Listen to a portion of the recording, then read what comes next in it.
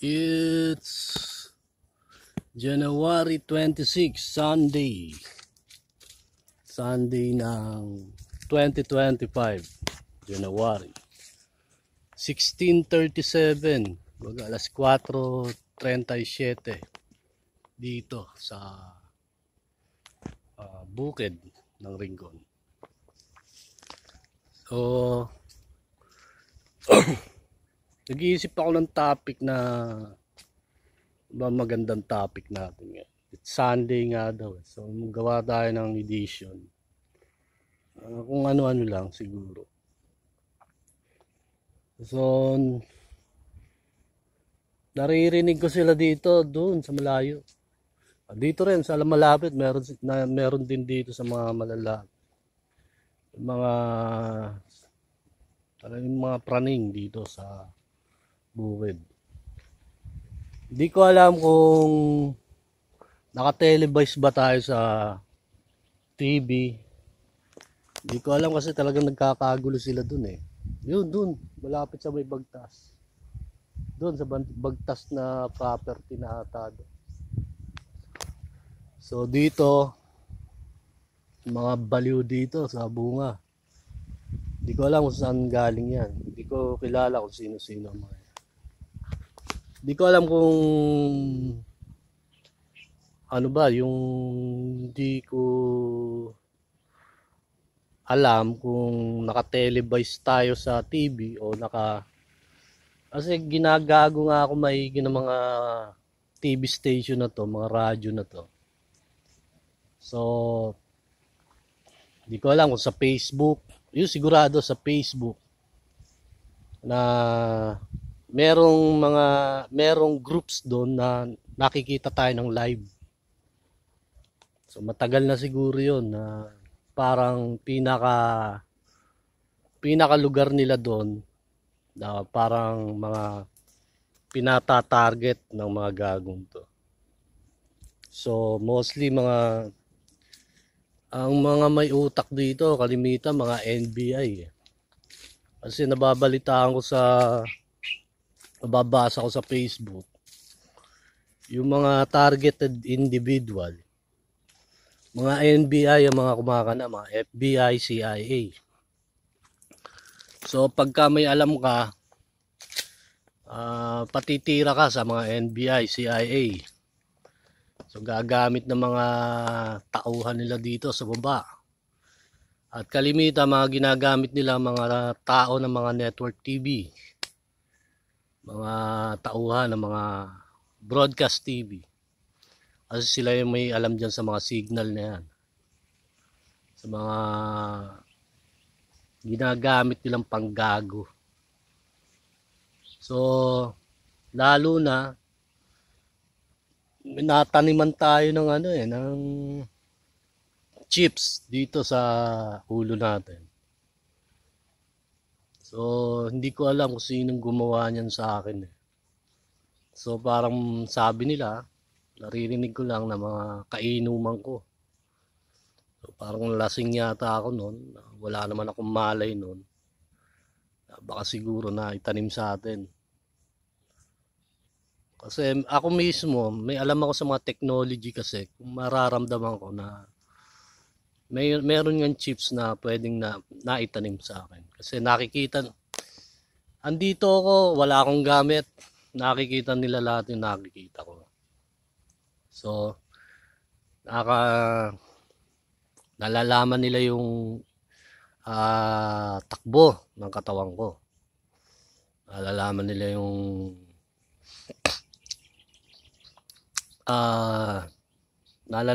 yung brainwaves.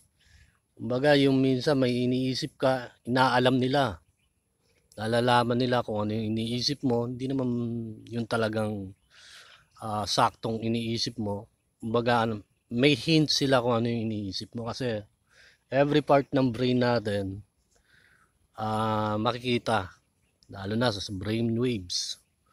So dito na nga yung sinasabi ni Elon na meron na yung mga Neuralink na sinasabi. Alam niyo yung Neuralink, ini-implant yun sa sa brain. So tinutulungan ng mga paralysis, mga paralisado. At the same time, pwede rin nilang ma-monitor kung ano yung takbo ng katawan mo, kung ano yung takbo ng lahat ng blood pressure mo, lahat. So kung paralisado ka nun, pwedeng mapagana ng Neuralink na yun, yung mga paralyzed mong, wala akong masyadong alam doon, pero nababasa ko lang. Pwede mapagana niya yung mga ugat-ugat ng kung saan napaparalisado yung katawan mo. So kalimitan sa mga sa mga na-heart attack, sa mga inaatake sa puso, so minsan 'di ba paralisado sila. So yun daw ang sagot, yung Neuralink implant na sinasabi. Wala akong masyadong alam dun hindi ko masyado gets kung ano yung talagang Neuralink na yun. So yun lang yung sinasabi ko sa inyo na based on my experience, na kung totoong may itinanim sa aking chips, sigurado meron talaga. Hindi ko alam kung mababaw to o malalim. So maliit lang yun, parang transmitter kasi yun eh. Nagtatransmit yun ng mga data. Kunyari brainwaves mo, yung init ng katawan mo. Bukod pa doon sa signal ng 5G signal. So yung mga signal na yun, makikita lahat. Alam niyo yun sa X-Men, yung si Kalbo, yung ang power niya yung utak, yung neuro yung power niya, yung paano ba tawag nun? Psycho powers, kung tawagin. Sa X-Men. Alam mo yung mga Hollywood movies, hindi yan basta-basta na pelikula lang. Yan base din sa mga totoong buhay. Base yan sa mga totoong nagaganap. So yung example na sinabi ko sa inyo na yung sa X-Men, dun sa kay Kalbo na hindi nakalimutan ko yung pangalan nun eh. So yun ang pinaka-leader ng X-Men, si Kalbo. So psycho powers ba yun? So pag may nilalagay siyang helmet dito, nakikita niya lahat ng mga tao. Doon nakikita niya lahat ng mga tao. So based dito sa sinasabi ko sa inyo, itong signal na to, itong 5G na to, nakikita nila tayong lahat dito. Lahat tayo dito. Itong 5G, kaya nga sabi ng iba na hanggang ilalim ng lupa pwede nang makita ng 5G. Kung hanggang aabot ang signal. Kaya sila nag-upgrade ng mga signals natin dito. Okay. So yun lang ang binabalita ko sa inyo, na talagang minsan talaga parang hindi patas, di ba? Kasi itong alam ko mga NBI mga NBI they are the conducting dapat ng mga crimes. Pero baligtad, sila yung gumagawa ng krimen. Itong mga NBI na to. Sila yung nag-i-investigate ng mga krimen o crimes. Pero sila yung gumagawa ng krimen. Parang may saltik ata gobyerno natin. Totoo hindi. So hindi ko alam kung sino-sino dyan. Sabi nga yung Diyos walang kapangyarihan na pwedeng makapanaig sa kanya. So nararamdaman ko yung ibig sabihin ng Jesus nung panahon na yun. Kasi ano ba yung pinatunayan natin sa sa bawat bansa sa Pilipinas. Wala naman silang panapat. Wala silang match. Saglit lang. Wala tayo sigarilyo.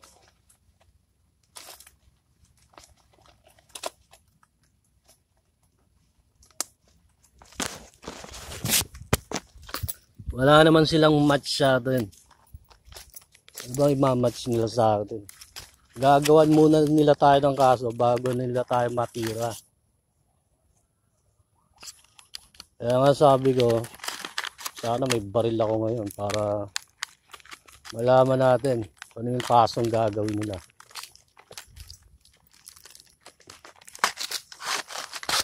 Talagang, nako, sabi ko sa inyo, talagang hindi ko alam kung anong klase ng siraulo yung mga tao dito. Mga dating daan na hindi ko alam kung mga dating daan yan. Yung mga nandyan o mga iglesia. Mga talagang sagad sa yabang. Naku po, parang nakasulat yung pangalan nila sa ano parang nakasulat yung pangalan nila sa kasaysayan. Sagad sa yabang. Baka siguro yun yung kasaysayan ng mga sagad sa yabang. Dapat magpapatayo sila ng monumento nila. Itong mga putang inan to. Di ko alam kung kasi lumalaki lang naman ang ulo nito ng mga to. Dahil sa mga backer nila, may nangyari, mga backer nila, NBI ko no. Backer nila, mga politiko, mga nakaupo dito sa Cavite. Ayun lang, ang backer nila. Ayun, lintig na yabang, lintig na laki ng ulo. Kaya sabi ko sa inyo, naku po. Baka siguro, tauhan ng mga taga Channel 7, janitor lang sa taga Channel 7. Lumabas na doon. Nagyabang doon. So, ganon yung mga ibig sabihin ng mga lintik sa mga kasi porket may mga backer to mga putang inan to, malalakas ang loob. So, ano ang topic natin ngayon? So, 12 minutes. Tumagal na naman Tumagal na naman yung pasada natin. Anong itatopic natin ngayon? Maganda-gandang topic. So, ang topic na naisip akong topic, it's about division. Tungkol to sa pagkakabahabahagi. Diba? Sana may talata ako dito na pwede kong... Wala kasi akong... Ayoko kasi magbasa. So, tungkol sa pagkakabahabahagi. So, one day, nung Biyernes ata yun, pinilit kong kasi nag-promise ako dun sa sa Twitter X, nung dun sa magpo-post sabi ko, kasi nag-uumpisa na simula nung nag-inaugural na si Trump, nag-uumpisa na. Talagang mainit na talaga. Dito na yung kay RFK, kay John Kennedy ba? Kay Kennedy, yung inassassinate na presidente na Amerika. So pinahahalungkat na ni Trump yun. Pinaka-classified na ng mga ni Trump sa mga taga-NBI. So dekada na nung ilang taon na yon na gusto ng tao kung ano yung talagang behind. Bakit na-assassinate hindi pala si RFK, si John Kennedy ba? John Kennedy. Si RFK pala, si ano pala yun? Yung apo pala yun. So, pinaka-classified ni Trump yung pagkaka-assassinate ni John Kennedy. So, ang tagal na nun. Ilang dekada na yun. Kasi sabi ni Trump, napakaraming tao na naghihintay nito. Ilang dekada na ang dumaan na hindi pa naibibigay sa mga tao ang totoong nangyari. So baka pati rin ng 9/11 mailabas na rin. So, dami ilalabas. Talagang sobrang init. Sabi nga sa Twitter, it's so hot. Very hot. So sinabayan na rin natin para kasi baka mahuli.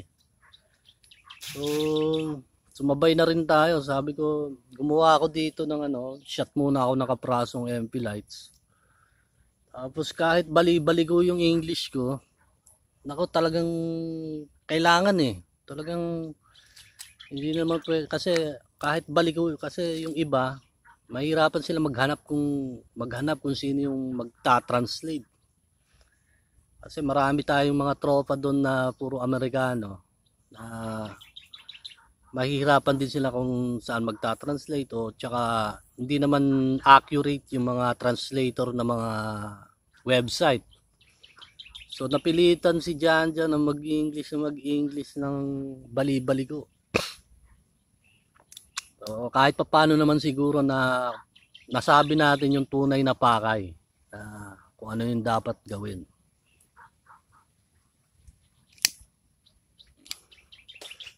So napakainit. This 2025 maraming mangyayari.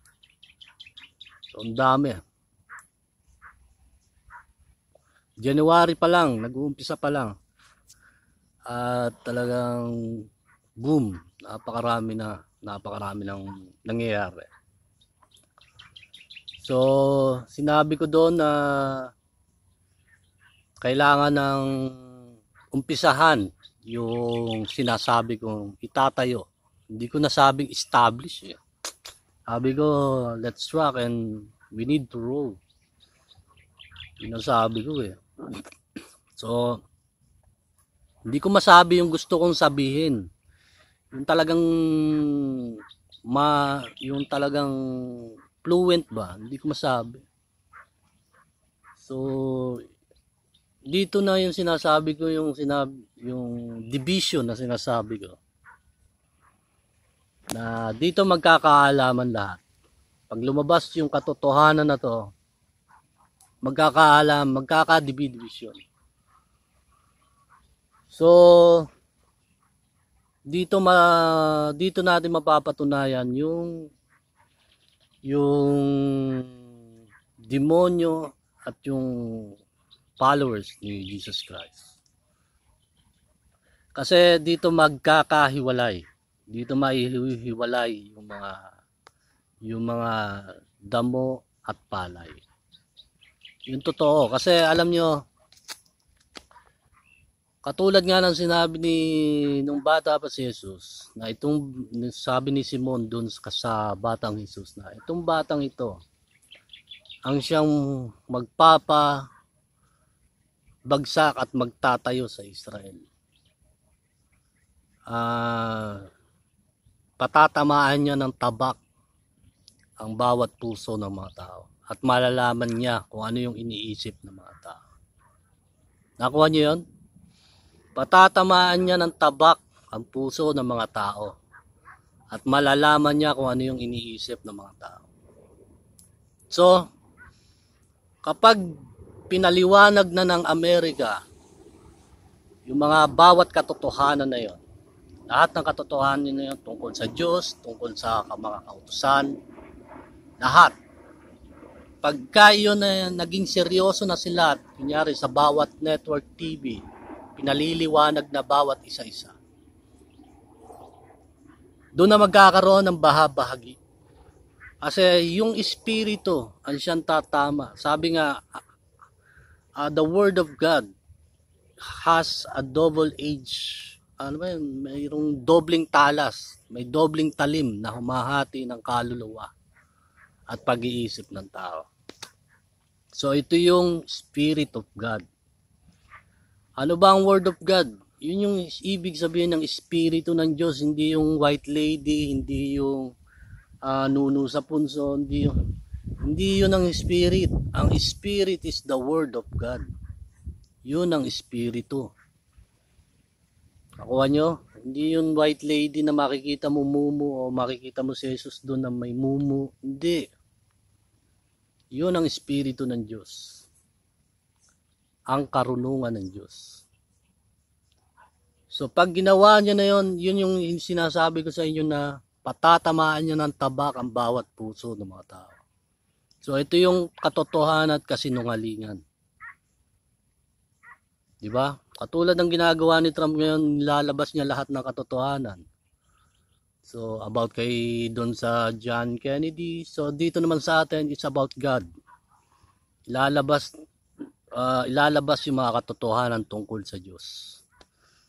O ano ba yung pangalan ng Diyos? Sino ba ang totoong Diyos?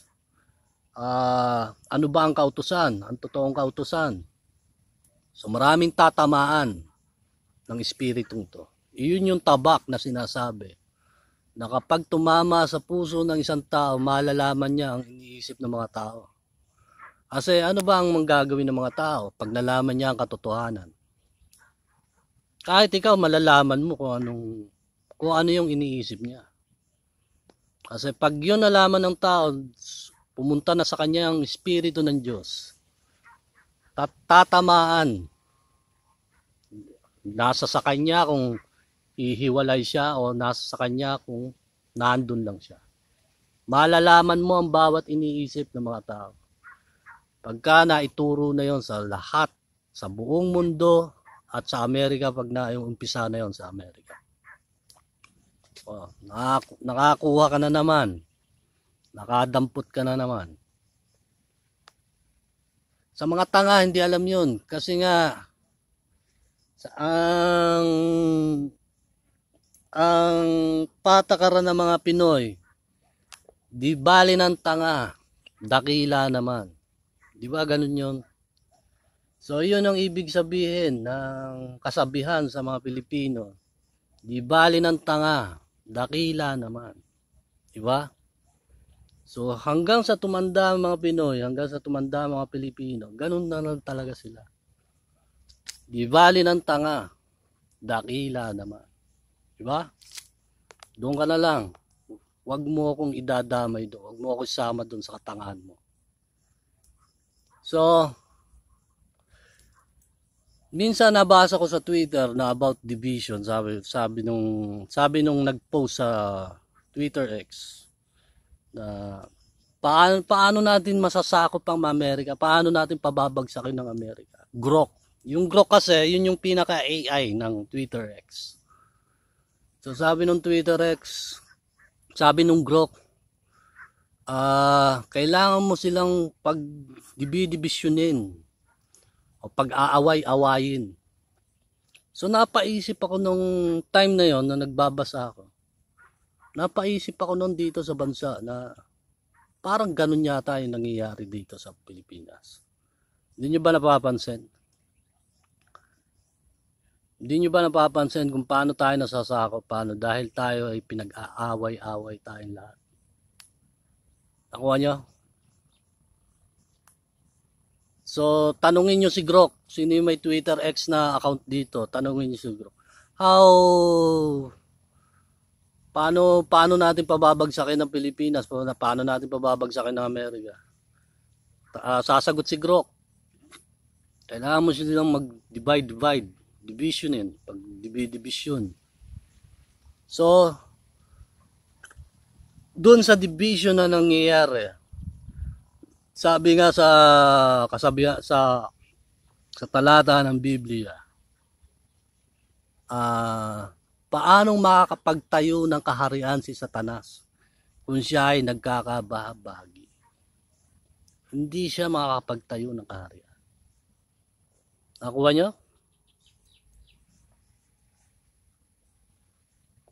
Paano makakapagtayo ng kaharian si Satanas kung siya ay nagkakabahagi? Hindi siya makakapagtayo. Hindi siya So ganun yung ibig sabihin na once na isang grupo, isang bayan nagkakabahagi, hindi siya makakapagtayo ng kaharian doon. Hindi sila makakapagtayo ng kayamanan o kaunlaran sa isang bayan. Kung bawat isa sa kanila ay may division. So, ito pala ang ginagawa ng mga taga-ibang bansa. So kasi wala na yung wala na tayong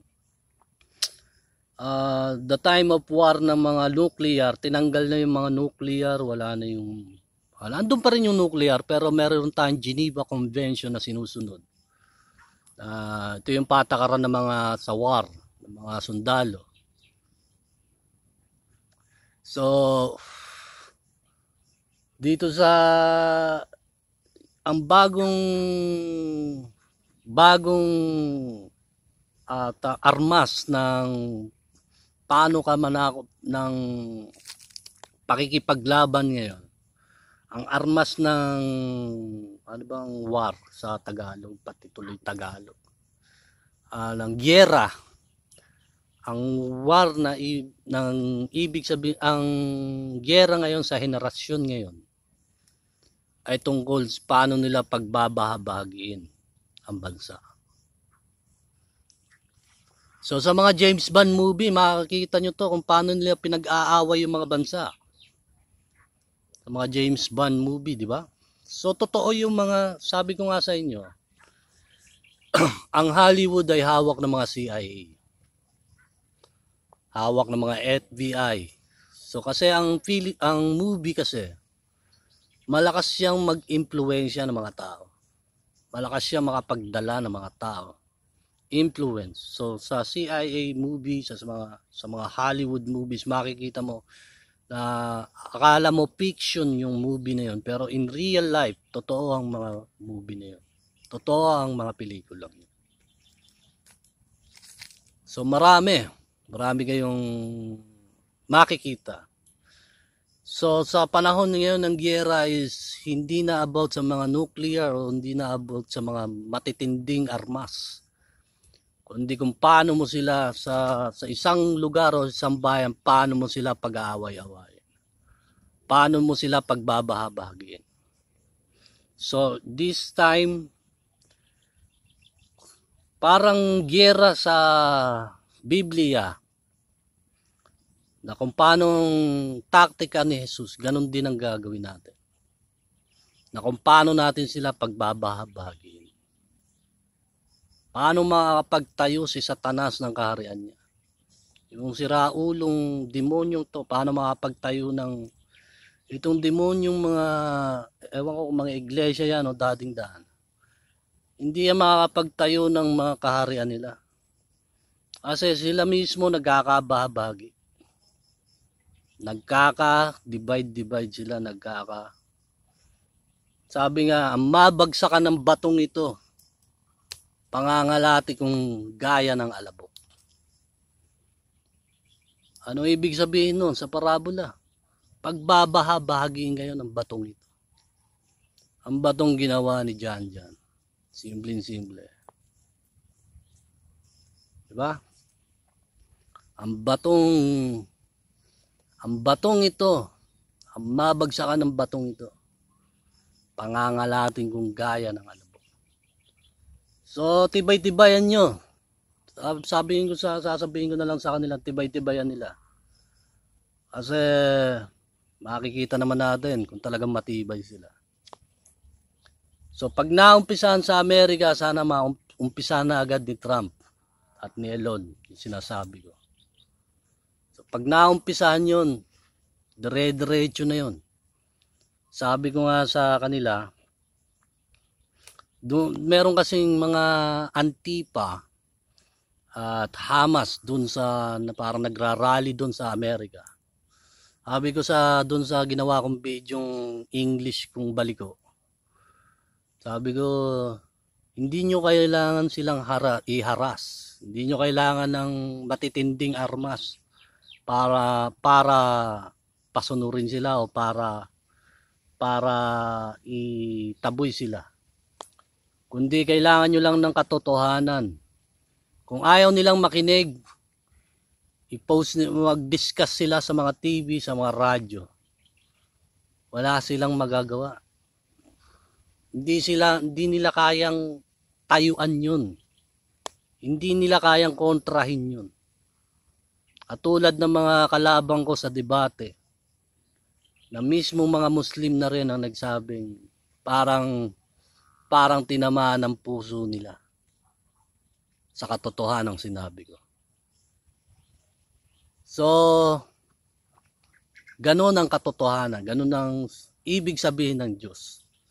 Na kahit sinong pinakamatalino dito na lumabas na mga propeta ko no, na mga sila daw ay galing sa Diyos, putang ina, ni wala ngang nakakita sa Diyos, ni wala ngang nakarinig ng boses ng Diyos, galing daw sila sa Diyos. Putang ina talaga. Lalabas na sila daw ay propeta. Di ba? So, dito sa sinasabi ko na nakuha niyo yung aral tungkol sa mga dibisyon. Nakuha niyo yung parabola kung ano yung ibig sabihin ng Biblia tungkol sa mga espiritu, sa mga mystery kumbaga. Ito yung hiwaga ng Biblia. Ito yung hiwaga sa karunungan ng Diyos na hindi nyo alam. Napakatagal ng walang nagsasabi sa inyo kung ano yung basta kwento lang ni Moises, kwento lang ni Samson, ni Delilah. Yun lang ang alam nyo. Pero wala kayong alam sa karunungan kung ano yung sinasabi ng Biblia. Di ba? Alam nyo lang kasi yung kwentong Lola Basyang. Alam nyo, mahilig din ako sa Lola Basyang. Pero hindi ako yung katulad nyo na hindi ko iniintindi kung ano yung sinasabi. Kuha nyo? So meron na bang nagpaliwanag sa inyo kung ano yung hiwagang to tungkol sa mga dibisyon? Tungkol sa mga kung paano makikipag-away ang espiritu. Kung paano ang katotohanan sumakop sa lahat na hindi nila kayang tayuan. So sana umpisahan na to sa Amerika. So pag naumpisahan to sa Amerika, wala talaga silang magagawa. Kahit magmatigas pa sila. Sabi nga, dito na yung tatanggalin ko ang laylayan ng iyong muka at ipapakita ko sa kanilang iyong kahihiyan. Kakutyaan, kahihiyan, it's a perpetual shame, walang hanggang kahihiyan. Yun yata yung gagawin ko sa mga gagong to. So, tibay-tibayan nila.